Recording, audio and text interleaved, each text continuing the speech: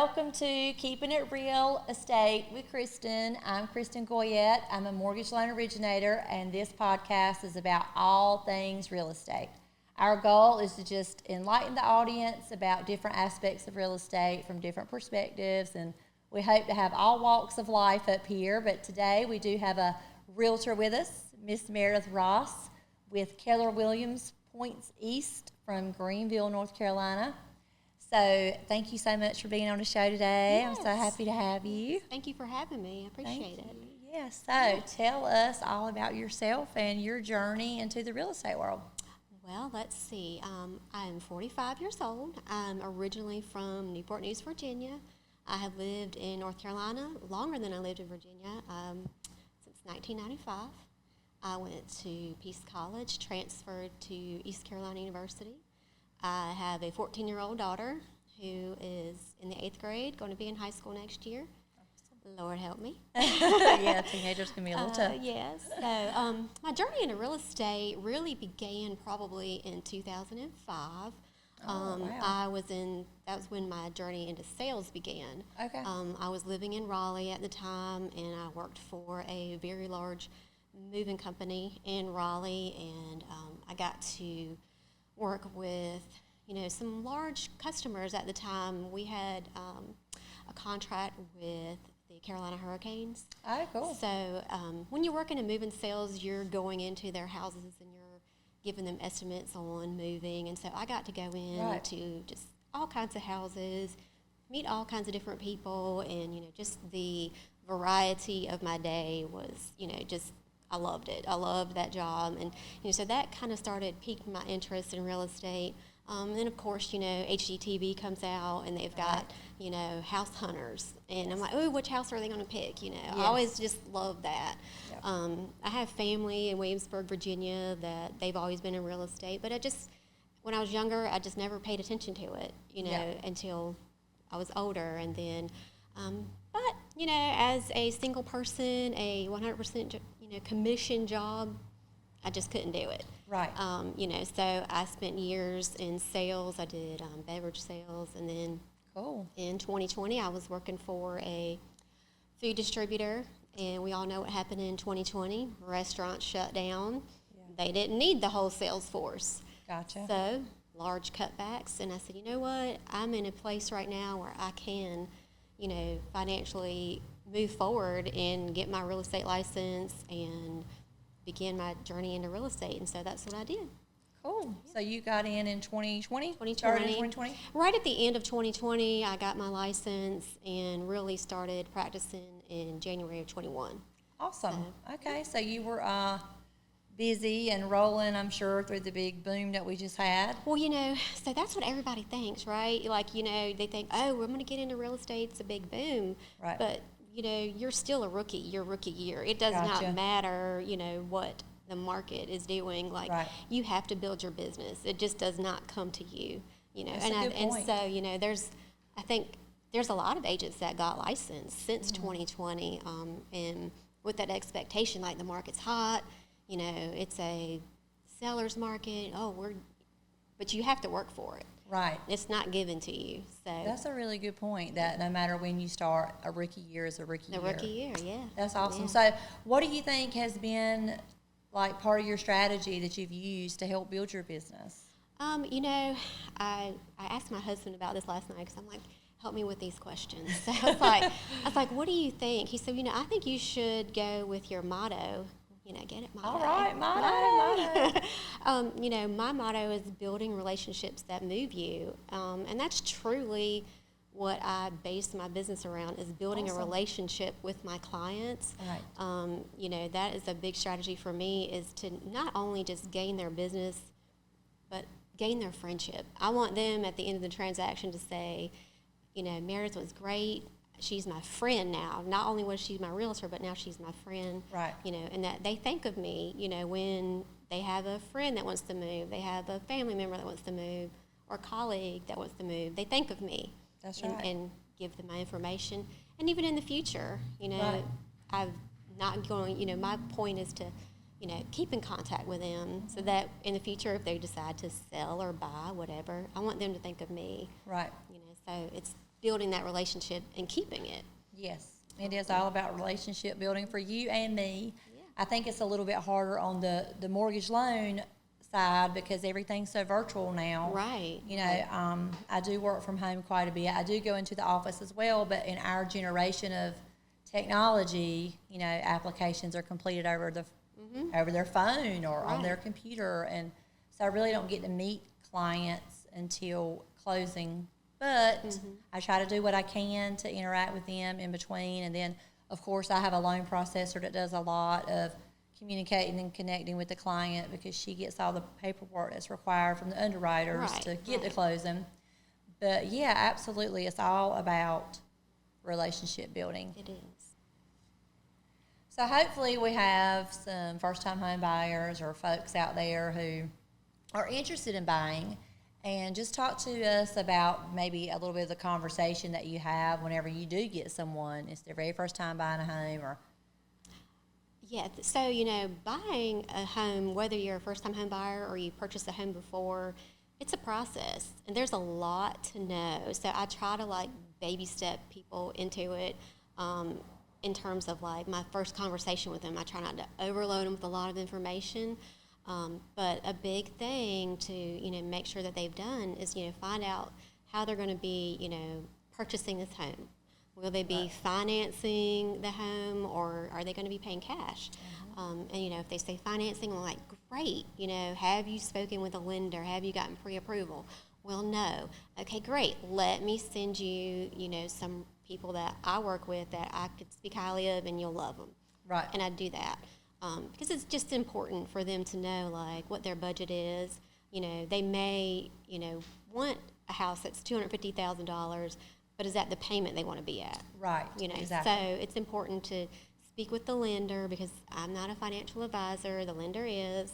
So I want them to get all the information from the lender so they feel comfortable when we're out looking at homes that, like, yep, this is the house, I can make this offer, and I'll feel comfortable within my budget. You know, and it's that process, and it's also, you know, making sure, like, you know, this could be a long process, so don't be discouraged. Right. Because it is very easy for people to be discouraged because we live in a microwave society. Yes, we do. We want our house, and we want it now. And it just doesn't always work out that way. You know, you're going to look at a few, and there's just going to be, you know, you need to have your list of must-haves for your house and things that you can live without and you can add later. Right. You know, when you're looking at a house, but just be patient and understand that the right house is out there. Right. So don't be discouraged, and when you find it, you'll know. Yep. And every single time that I have told my buyers that, it happens. Like, we find the one, they're like, you're so right. And I'm like, I know. You just have to wait. I know. You just have to wait. It's out there. I love that TikTok yeah. where people are, the background is, I know. They're on the phone, I know. I'm always right, I know. Yeah, and it's hard because you don't want to say that, you know, but you'll be like, well, I told you, you know, I told you. You gotta trust. Yeah, this is the one for you, I'm pretty sure. Trust the expert. Somewhat, yes. Yes, you are. Yeah, we try. So, talk to us a little bit from your perspective as the realtor who's going out and showing folks the homes, how important or how much it means to you when people are already pre-approved and they know what their budget is, how much they can spend, what the payments are, when all that's already done on the front end. Done, yeah. Oh, it's wonderful because then that gives you the confidence to know, like, that you're working with a buyer who is, you know, ready to go.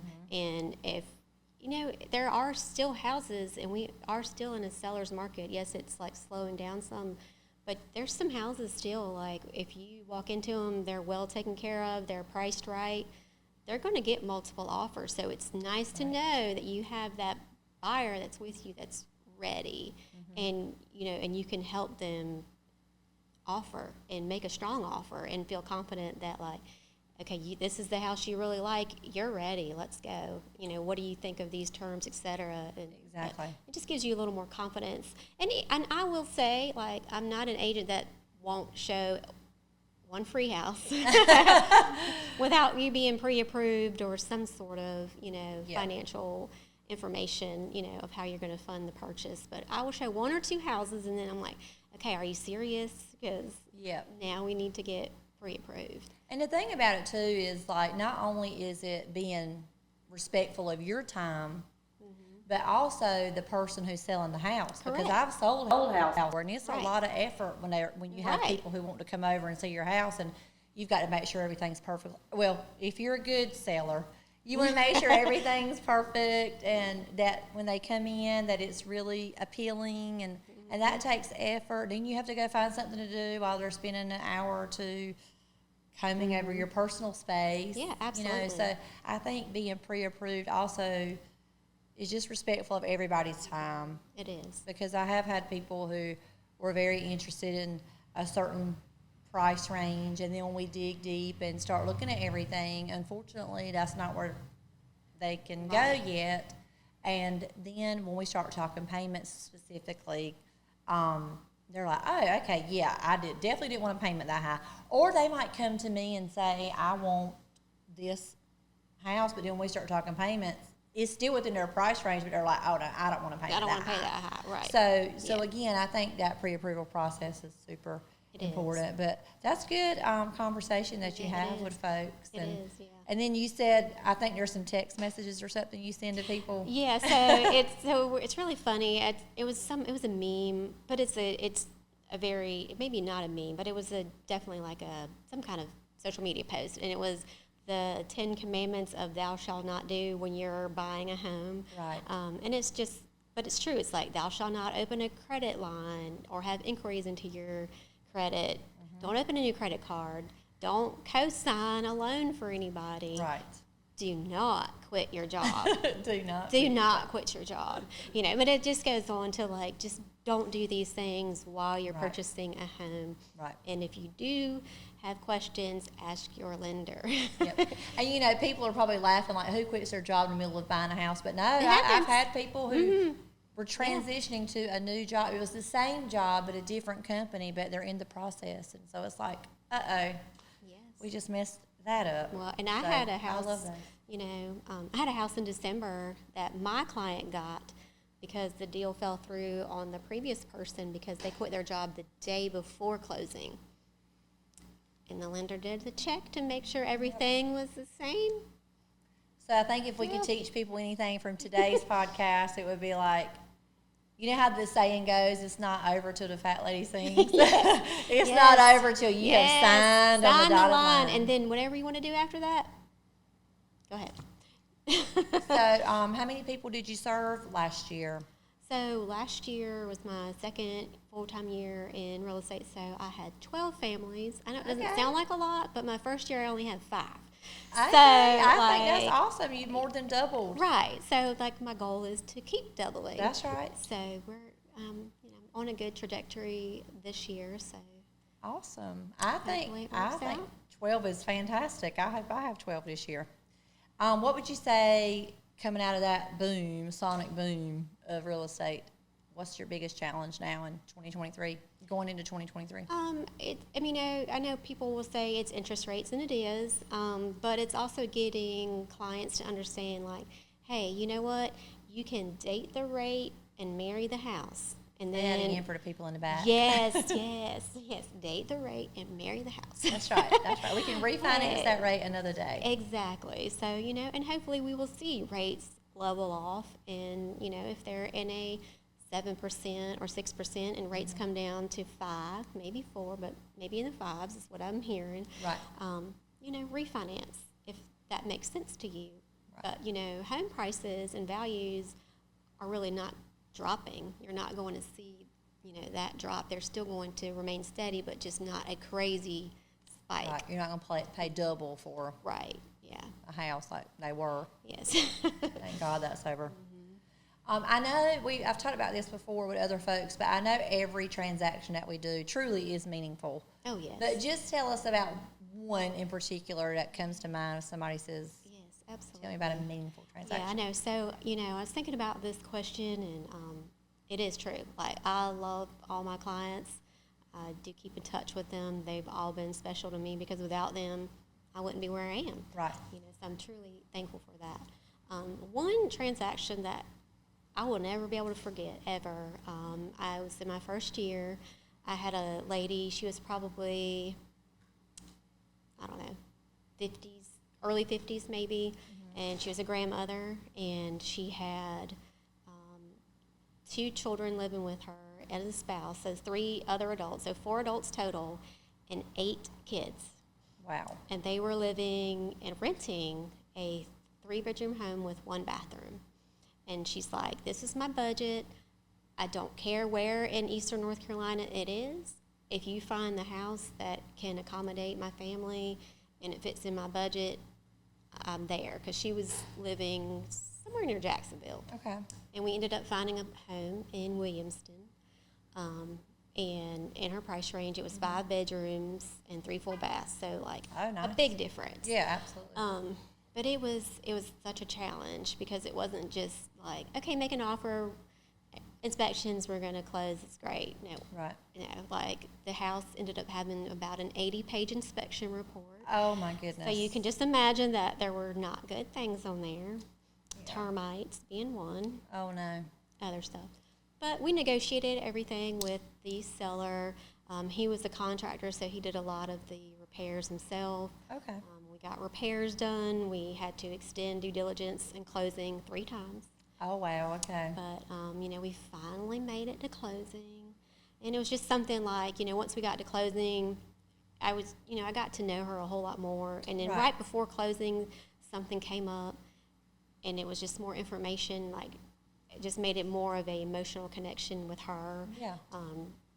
Because it was almost a stump that would, like, stop the whole thing.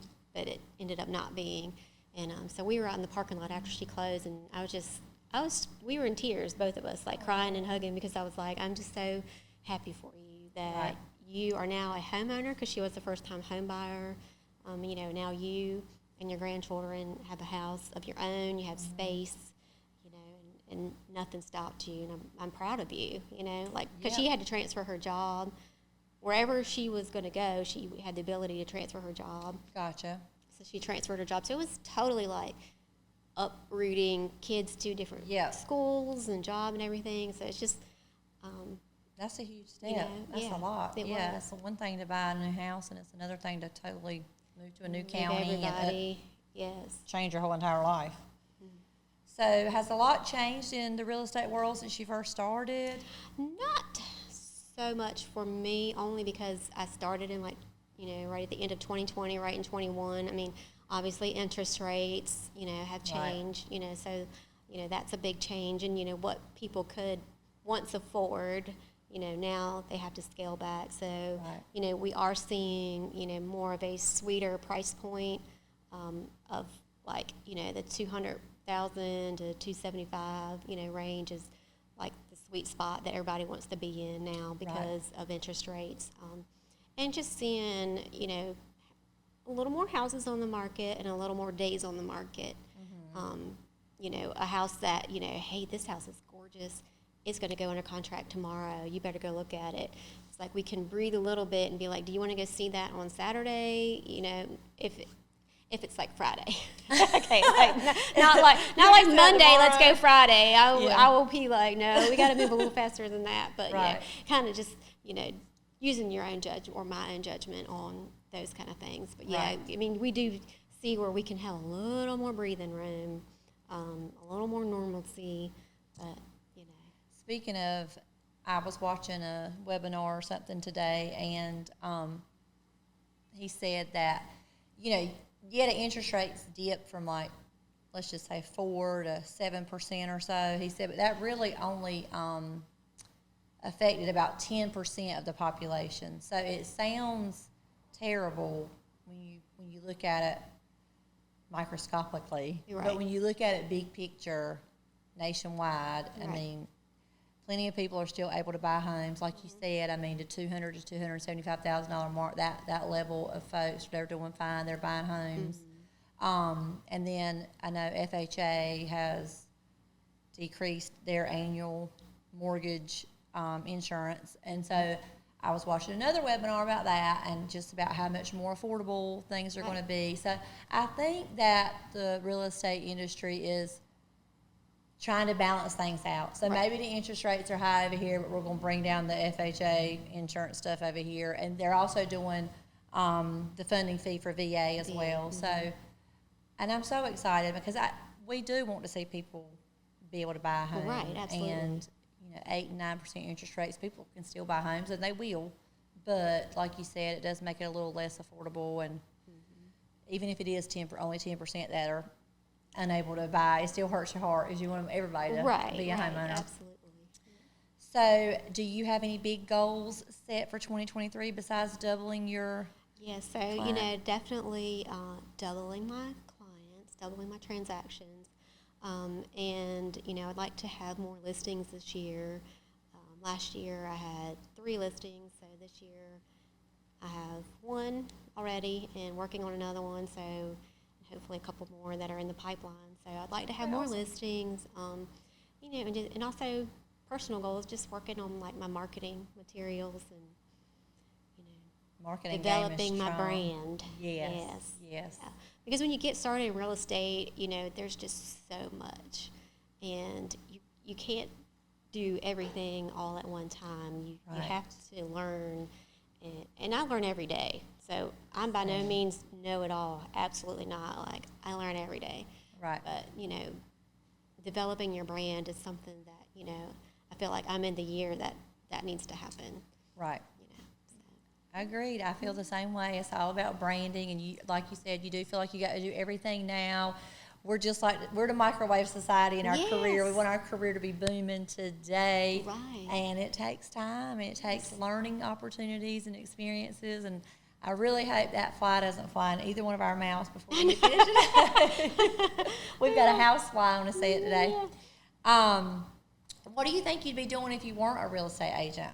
I know. So, I mean, because you've been in sales for so long. I've been in sales for so long. So, I mean, I think it would probably be something in outside sales, because one point in my career between 2005 and 2020, I ventured back into an office setting. Okay.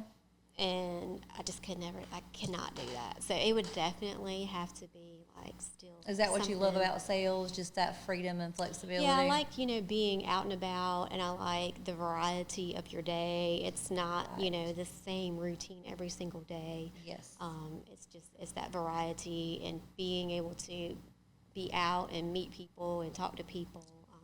And of course, I love helping people. That's like a big, reward to me, is knowing that I have helped somebody. So it would have to be something that would involve that. What it would be, I don't know.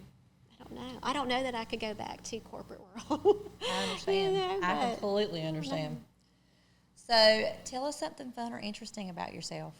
Yes. Out of the real estate world. Yeah, I know. I was thinking of a couple different things, and so I love like crime documentaries, like 2020, 48 Hours, all those shows. And so right now I'm like involved in like wondering what's going to happen with the South Carolina case with the Murdoch family. Right, I just watched that on Netflix the other night. I binge watched it. I don't watch a lot of television, but somebody had told me that I needed to watch it. So Keith and I just got it done, and I was just like, oh my goodness, wow. It's wild. I don't know.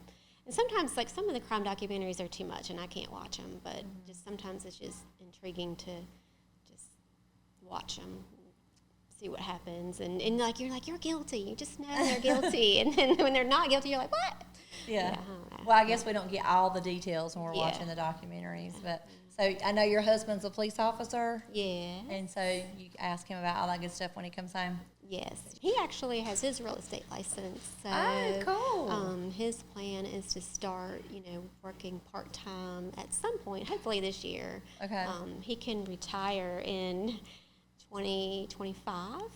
So that's his retirement plan, but I want him to get started before then. Well, thank you so much for taking time out of your day to help us educate our audience on different things from the real estate world. Yes, thank you for having me. Yes, absolutely. If anybody is interested in getting to know you through the home buying process, how could they contact you? They can call me or text me. My phone number is 919-818-4643. 4807, and my email is meredithross@kw.com. And so do you only serve Pitt County? Or? Pitt County and Beaufort County, and I had some in Martin County, which is Williamston. Okay. I have come to area. Kinston and showed houses here, but no transactions. Yes, you here. sure have. But, Okay, yeah. so none here yet, but you're not opposed Not to it. opposed. I'd probably try to stay within, like a 45-minute, radius of my house, and be where I'm comfortable, because I don't want to be in an area where I have no knowledge of. Right. And I actually used to sell beverages in Kinston Okay. for 2 years, so I'm very familiar with Kinston, but so. Not the housing market, but the Right. Yeah, but the Yeah. area. Cool. The roads. Well, that's Yeah, awesome. exactly. Well, thanks again for coming Yeah, out, thank you. and thank you guys for tuning in, and we'll see you on the next episode.